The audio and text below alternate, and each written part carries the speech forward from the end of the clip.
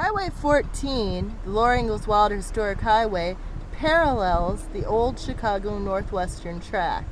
This is the same track that further on in Dakota that the railroad camp was laying. I'm just going to do a little bit with this, with my camera sat here, of downtown Sleepy Eye, just so you can get a feel for what it looks like.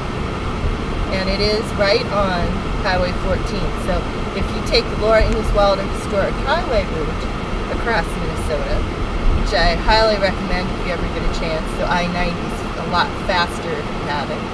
And this is what it's like to drive through town. Hey, I think I was probably the last Laurapalooza member who doesn't actually live in Mankato to leave after I did some tie-ups, some odds and ends. So I didn't get out of there till 1:30, and it's now 2:45, and we're supposed to meet the bus for the tour at 4, so I hope I make it. But I stopped for a minute because I needed to get the largest iced tea that Hardee's has, and it's brewed iced tea, thank God. So if you're in Sleepy Eye, you can get some brewed iced tea here. And I was going to just stop quickly to do just a little bit about Sleepy Eye stuff, and I just saw something I didn't know about before, and I have to show you, so hold on. Okay, this is what I have to show you. Have you ever seen a cuter public library with such a great Linus statue? Is this not the cutest thing in the whole wide world? Now, I do know a little bit about the statue. This is part of the fact that Charles Schulz began Peanuts while he lived in Minneapolis, St. Paul.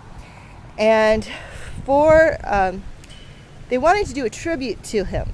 So in order to raise money to do a tribute, they did what many cities have done. They took a blank form and had a bunch of artists decorate the form differently.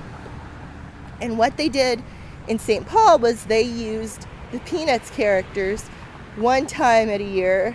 In fact, if I dug it out, I've got a picture of me in front of a couple different versions of Lucy.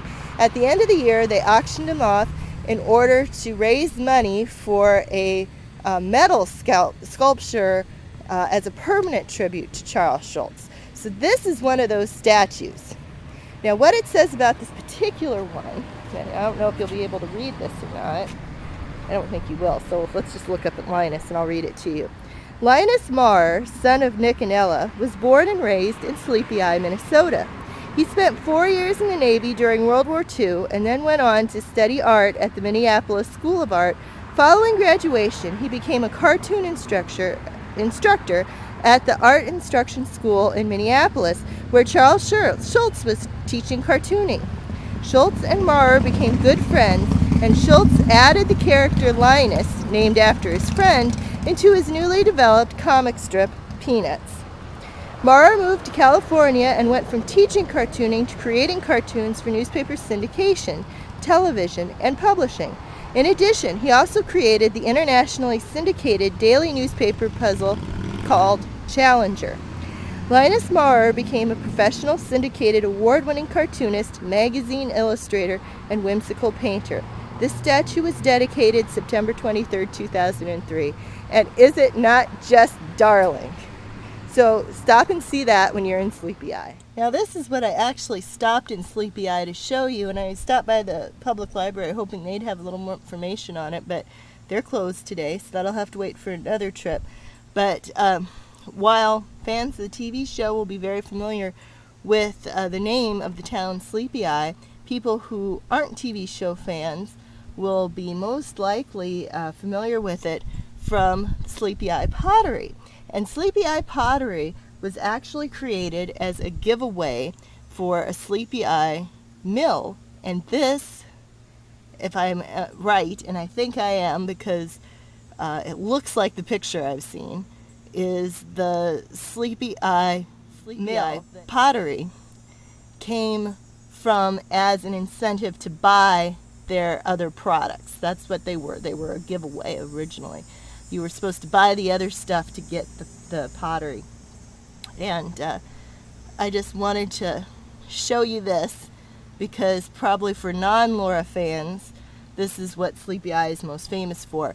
It's actually, the town is named after a Native American chief called Sleepy Eye, and there are several signs around town that have his image. This is a piece of Sleepy Eye pottery that was given away as a premium of that mill.